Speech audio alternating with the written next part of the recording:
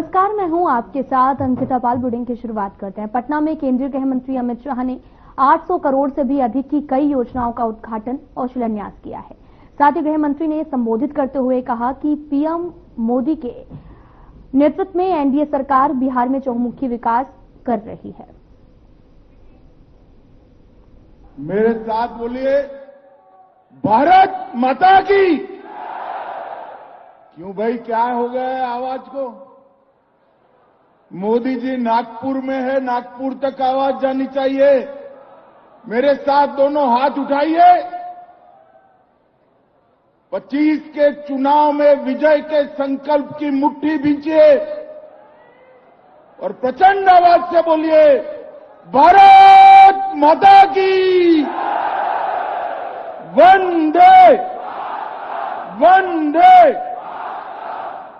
आज के कार्यक्रम में मंच पर उपस्थित जिन्होंने बिहार को विकास के रास्ते पर आगे बढ़ाने का काम किया, ऐसे बिहार शासन के लोकप्रिय मुख्यमंत्री श्रीमान नीतीश कुमार जी, बिहार के दोनों उप मुख्यमंत्री भाई सम्राट चौधरी जी, विजय कुमार सिन्हा जी, मेरे मित्र और साथी मंत्री श्रीमान नित्यानंद राय जी, बिहार के वरिष्ठ मंत्री श्री विजय कुमार चौधरी जी, सहकारिता मंत्री डॉक्टर प्रेम कुमार जी, मंच पर उपस्थित नितिन नवीन जी, हमारे वरिष्ठ नेता रविशंकर प्रसाद जी, मुख्य सचिव जी, और आज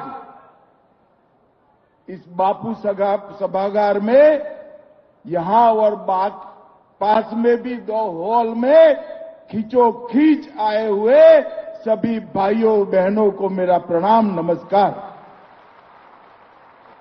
सबसे पहले इस कार्यक्रम के माध्यम से मैं पूरे देश भर के लोगों को हिंदू नववर्ष की बहुत बहुत शुभकामनाएं देता हूं। आज ही नवरात्रि का शुभारंभ हुआ है।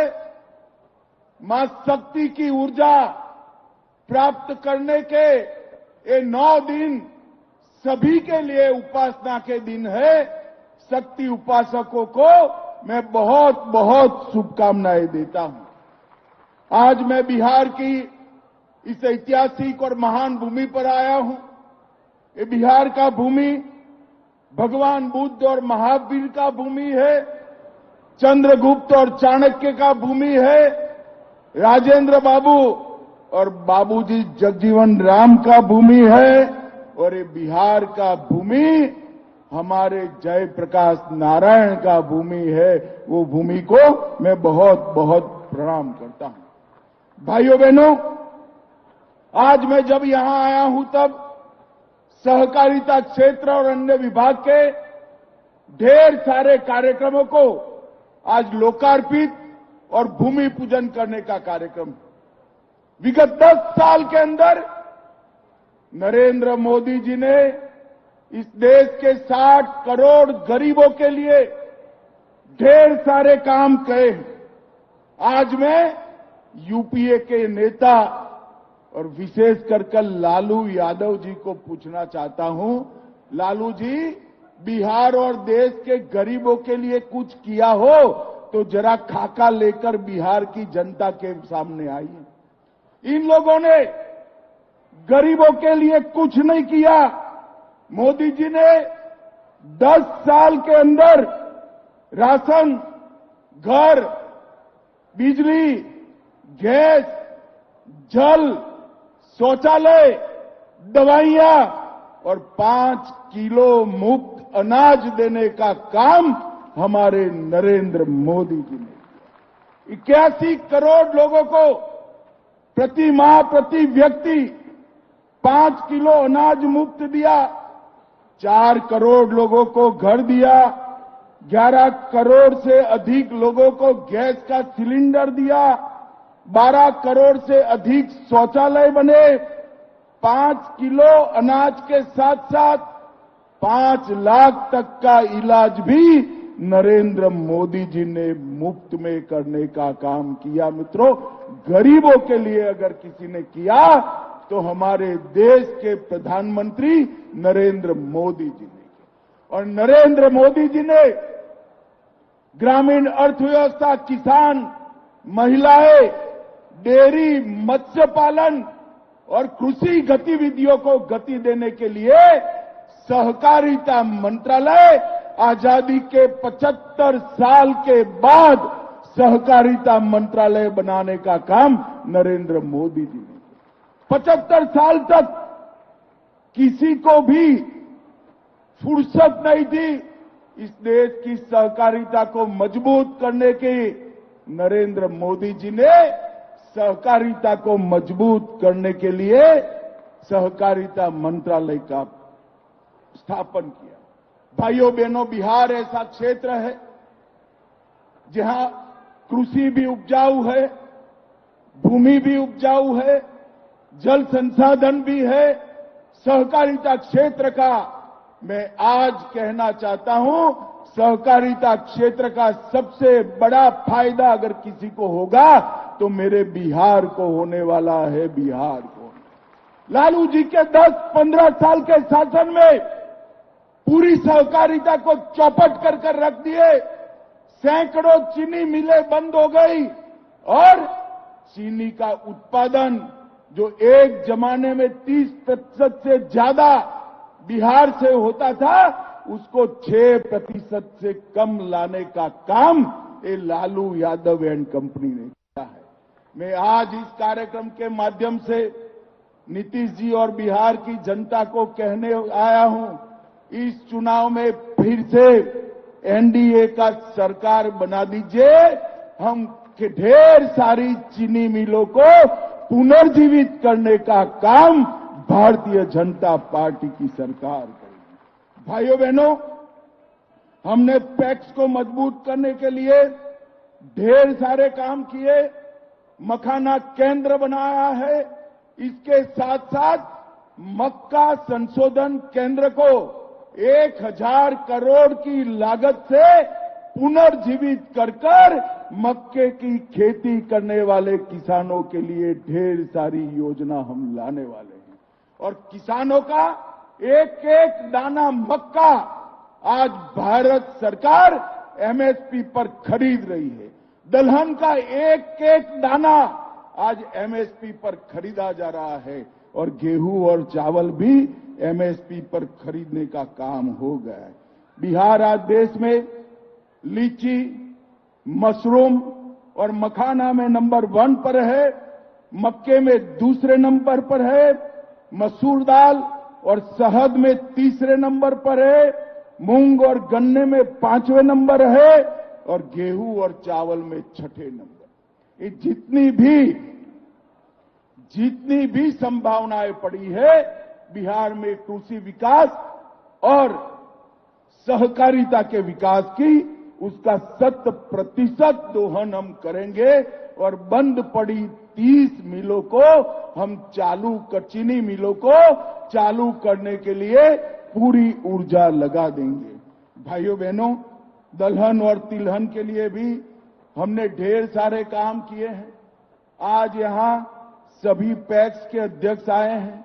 पैक्स अब सस्ती दवाइयों के दुकान बन रहे हैं, पेट्रोल पंप चला रहे हैं, गैस की एजेंसी पैक्स को दी जा रही है, पैक्स का कंप्यूटराइजेशन हो गया है और पैक्स के माध्यम से पूरे बिहार में जिला बैंकों को मजबूत करने की योजना भी हम लेकर आए हैं। भाइयों बहनों, हमारे नीतीश जी ने ठीक ही किया। 90 से 2005 तक क्या किया लालू यादव की सरकार ने? हत्या, अपहरण, फिरौती, डकैती और लूटपाट का एक इंडस्ट्री यहां पर चलाया जिसने बिहार को बर्बाद करने का, जातीय नरसंहार चले, सत्तापोषी भ्रष्टाचार चला और पूरे बिहार में चारा घोटाला कर बिहार को देश और दुनिया में बदनाम करने का काम लालू प्रसाद यादव की सरकार ने किया। लालू रबड़ी की सरकार को बिहार के इतिहास में हमेशा के लिए जंगल राज के रूप में जाना जाएगा। ये आज पूरा देश और दुनिया जानता है। भाइयों बहनों, आज मैं कहना आया हूं, बड़े बड़े बिजनेस पलायन कर गए थे और नीतीश जी के 20 साल में हर गांव तक रोड पहुंचा है, हर गांव तक बिजली पहुंची है, हर घर तक नल से जल पहुंचा है और मोदी जी ने घर, शौचालय, पानी, दवाइयां, राशन ये सब देकर आज बिहार के गरीब को आगे बढ़ाने का काम किया है। भाइयों बहनों, बिहार में चुनाव आने वाला है। लालू जी के स्टेटमेंट में देखता रहता हूं, वो कहते हैं कि हमने बिहार के लिए क्या किया। मैं ज्यादा लंबी बात नहीं करना चाहता, यहां से गोपालगंज जाने वाला हूं, वहां पर डिटेल बताऊंगा, मगर आज मैं लालू जी के लिए एक प्रश्न छोड़कर जाता हूं। लालू जी, जब आप यूपीए में मंत्री थे, बिहार को केंद्र से कितना रुपया दिए जरा बता दीजिए। आप नहीं बताते हो, मैं बता देता हूं। बिहार को 2,80,000 करोड़, सिर्फ 2,80,000 करोड़ रुपया अब जब आपकी सरकार थी 10 साल में दिए और मोदी जी के 10 साल हुए, 2,80,000 करोड़ के सामने 9,23,000 करोड़ रुपया बिहार को देने का काम हुआ। और भाइयों बहनों, 4 लाख करोड़ के सड़क और पुल, 1 लाख करोड़ के रेलवे के प्रोजेक्ट और 2,000 करोड़ के एयरपोर्ट के प्रोजेक्ट भी दिया। 8,000 करोड़ रुपए से 7 बड़े बड़े पुलों का निर्माण हो रहा है। 31,000 करोड़ से 5,000 किलोमीटर लंबी रेल लाइन लग रही है।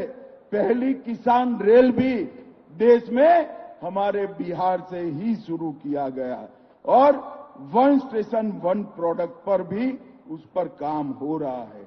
शिक्षा में भी सीवर जनपद में केंद्रीय विद्यालय खोलने से बड़े बड़े इंस्टीट्यूशन लाए, मखाना बोर्ड बनाया, हमारा बरौनी का खाद का कारखाना शुरू किया। इसके साथ साथ लगभग 766 प्रोजेक्ट केंद्र की मदद से शुरू करने का काम भारतीय जनता पार्टी की सरकार ने। यूपीए की सरकार, लालू राबड़ी की सरकार जब जब बिहार में आई है, बिहार का अधपतन हुआ है और जब जब एनडीए की सरकार चली है, बिहार का विकास हुआ है। ये हमारा 20 साल का ट्रैक रिकॉर्ड है। आज जंगल राज समाप्त हो चुका है। बिहार के लोगों को इस कार्यक्रम के माध्यम से मैं अपील करना चाहता हूं कि 2025 के चुनाव में मोदी जी और नीतीश जी के नेतृत्व में बिहार में फिर से एक बार एनडीए का सरकार बनाइए और भारत सरकार को मौका दीजिए बिहार का विकास करने का। हम वादा करते हैं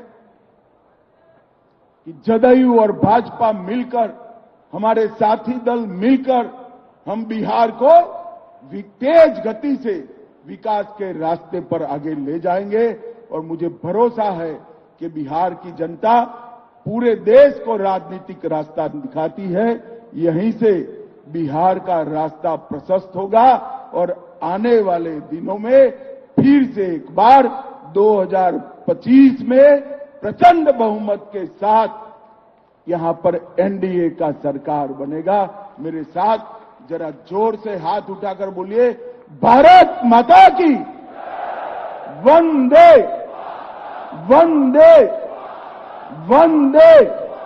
आप सभी का बहुत बहुत धन्यवाद, प्रणाम।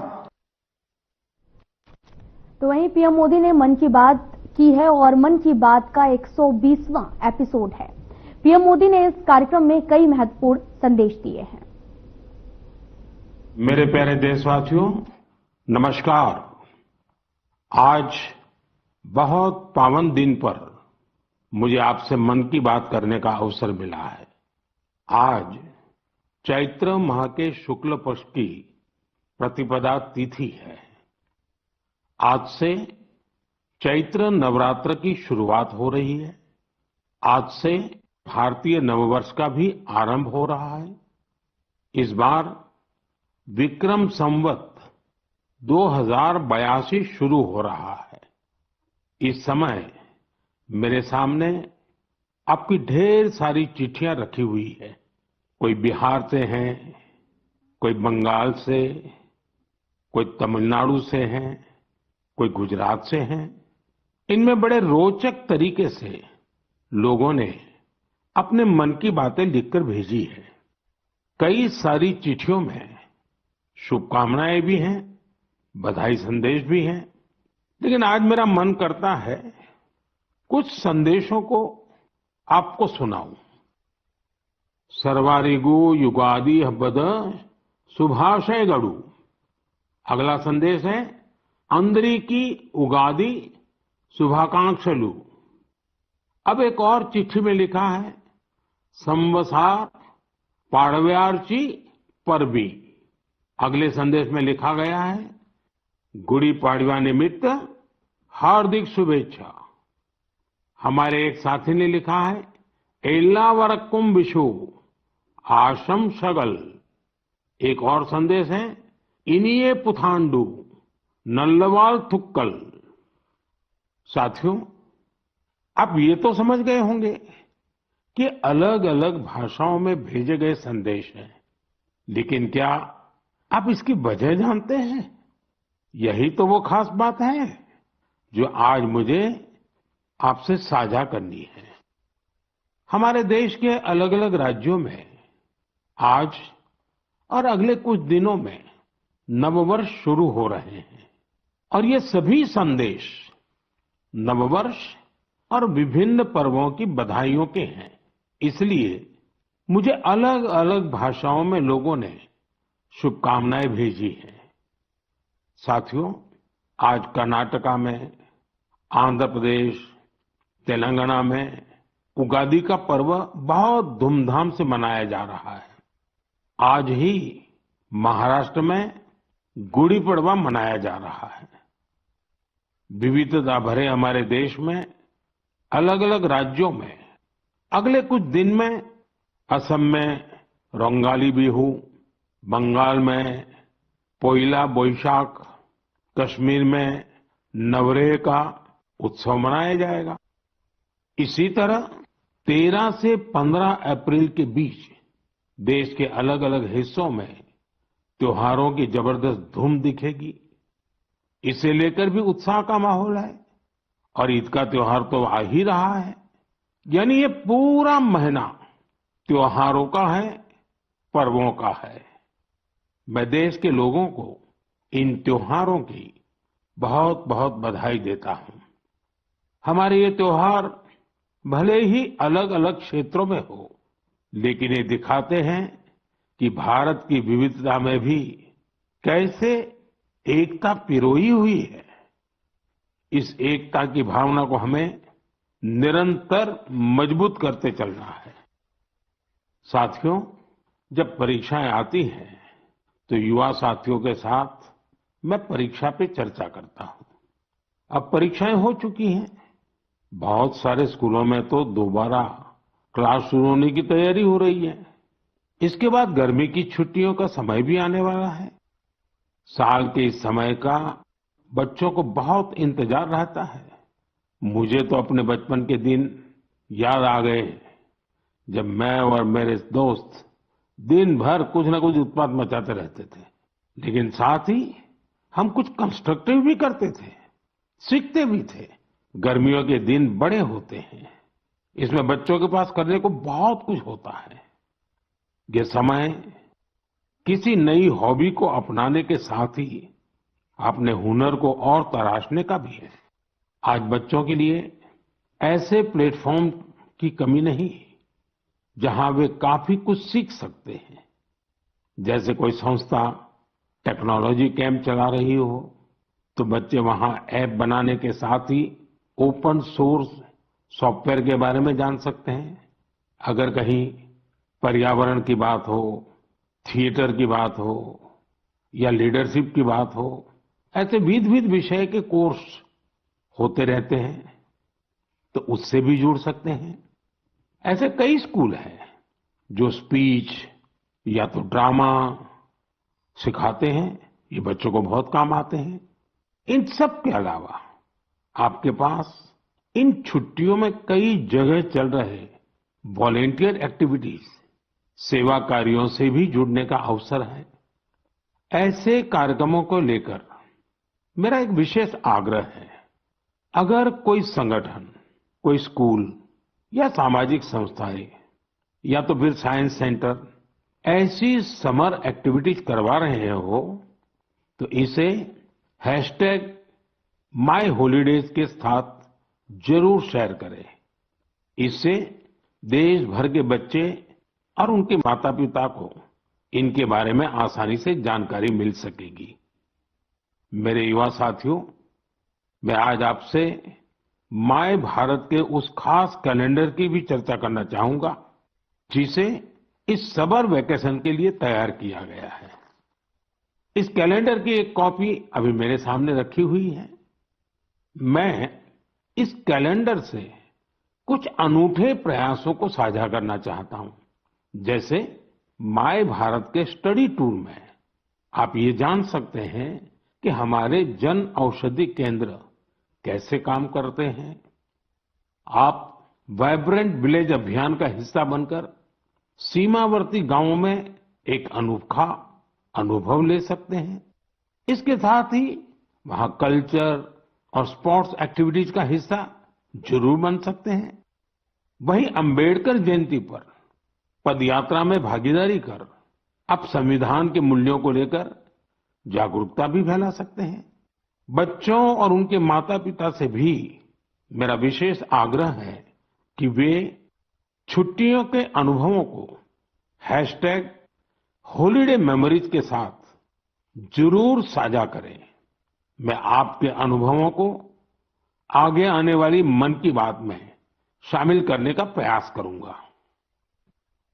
मेरे प्यारे देशवासियों, गर्मी का मौसम शुरू होते ही शहर शहर, गांव गांव पानी बचाने की तैयारियां भी शुरू हो जाती हैं। अनेक राज्यों में वाटर हार्वेस्टिंग से जुड़े कामों ने, जल संरक्षण से जुड़े कामों ने नई तेजी पकड़ी है। जल शक्ति मंत्रालय और अलग अलग स्वयंसेवी संस्थाएं इस दिशा में काम कर रही हैं। देश में हजारों कृत्रिम तालाब, check dam, borewell recharge, community soak pit का निर्माण हो रहा है।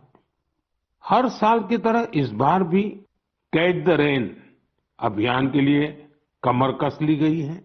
ये अभियान भी सरकार का नहीं बल्कि समाज का है, जनता जनार्दन का है। जल संरक्षण से ज्यादा लोगों को जोड़ने के लिए जल संचय जन भागीदारी अभियान भी चलाया जा रहा है। प्रयास यही है कि जो प्राकृतिक संसाधन हमें मिले हैं उसे हमें अगली पीढ़ी तक सही सलामत पहुंचाना है। साथियों, बारिश की बूंदों को संरक्षित करके हम बहुत सारा पानी बर्बाद होने से बचा सकते हैं। पिछले कुछ सालों में इस अभियान के तहत देश के कई हिस्सों में जल संरक्षण के अभूतपूर्व कार्य हुए हैं। मैं आपको एक दिलचस्प आंकड़ा देता हूं। पिछले 7-8 साल में नए बने टैंक, पॉन्ड और अन्य वाटर रिचार्ज स्ट्रक्चर से 11 बिलियन क्यूबिक मीटर, उससे भी ज्यादा पानी का संरक्षण हुआ है। अब आप सोचेंगे कि 11 बिलियन क्यूबिक मीटर पानी कितना पानी होता है। साथियों, भाखड़ा नांगल बांध में जो पानी जमा होता है उसकी तस्वीरें तो आपने जरूर देखी होगी। ये पानी गोविंद सागर झील का निर्माण करता है। इस झील की लंबाई ही 90 किलोमीटर से ज्यादा है।